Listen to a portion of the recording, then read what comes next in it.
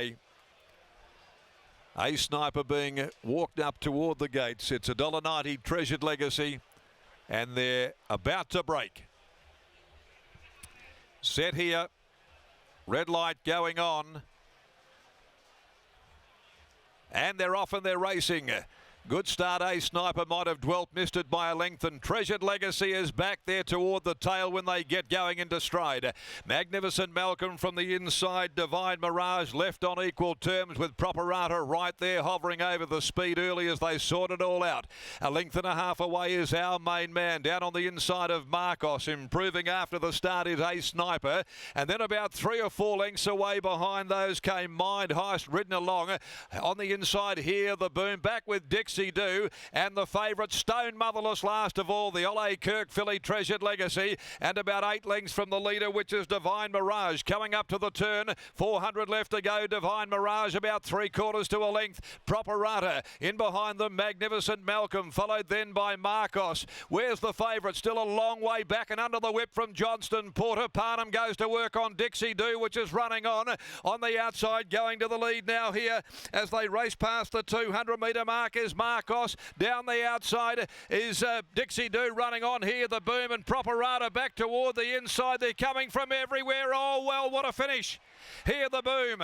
Here the Boom from Marcos. Properata, I thought it might be, in a great 3-way photo result of the first event. Back on the inside there is Divine Mirage. Dixie Do on their heels close up. Right behind them is Magnificent Malcolm and also Our Main Man. And they were followed further back behind those then to A Sniper. Towards the tail end of the field came on pulling up behind those the favourite Treasured Legacy, and beat one to the post, and that was Mind High. So it's not the result, it's not the outcome that most had forecast. Treasured Legacy has run near enough to last, and that will shatter the wrap. Got back and just never got into the race. In fact, Johnston Porter, other than giving her a little flick on the neck, virtually eased her out of it. Number 7 here, the Boom's got it. Number 7, Stephen Parnham for Neville Parnham. The Spirit of Boom filly gets home at odds to beat 1 Properata, and 4 Marcos has run 3rd. Divine Mirage held 4th. Dixie Do 5th home, and they were queuing up. It was a short neck and a nose. The margins a short neck by a nose, and the time 1:10.99. But that has everyone going back to the drawing board after the first in regards to Treasured Legacy. The Boom has been busted. It's 7-1, 4 and 9. 7-1, 4 and 9 here to the opening event for the day. Okay, we'll go downstairs now, and Tessa about to join us here. There'll no doubt be plenty of post-race analysis of this in regards to the favourite. In race number 2, the Bunbury Brighter Handicap, next of the day at 2 after 1. There are no changes, Tessa.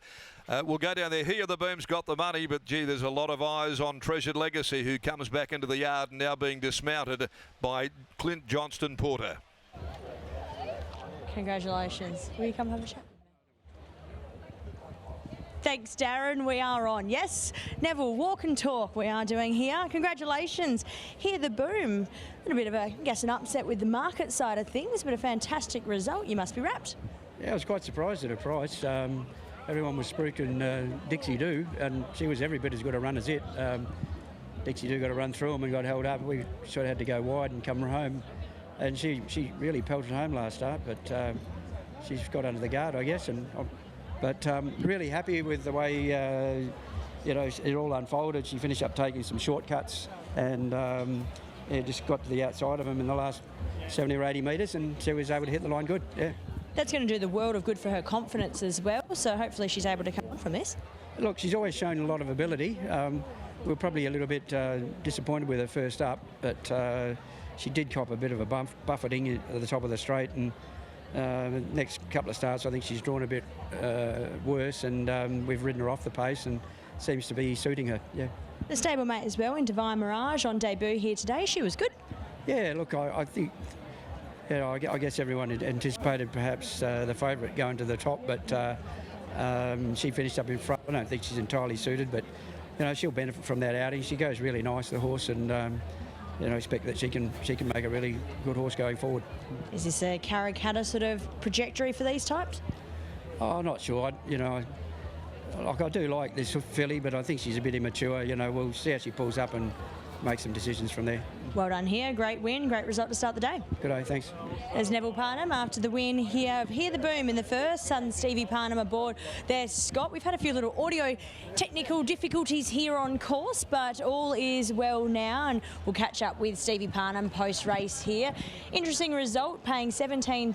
Probably a little bit of an upset here in the opener, but very good for Team Parnham. Certainly was. I think she was 40s in as well. Stevie Parnham's going to have a chat to us here today after her victory. Stevie, that was a race where it really changed complexion over the last 250. Yeah, it did, Scott. I must admit, early on I was given a free book as to where to ride her. She is a horse with speed, but we went back the other day and I thought she hit the line well, and not sure how the truck was going to play. Going through the first 50, I thought, oh, maybe we don't have speed. I went back and then it seemed to spread open. I thought, oh, well, I don't know if I've made the right call here. But then as the race unfolded, I was able to save ground and duck my way through the field, and those front runners were starting to tire and felt like I was starting to come into the race good. She found the line well. As Nifty was saying, the Casey's horse caught the eye last up because Kesh got that run through and she was bursting through, whereas you looked like you were still held up when that gap appeared for Keshaw.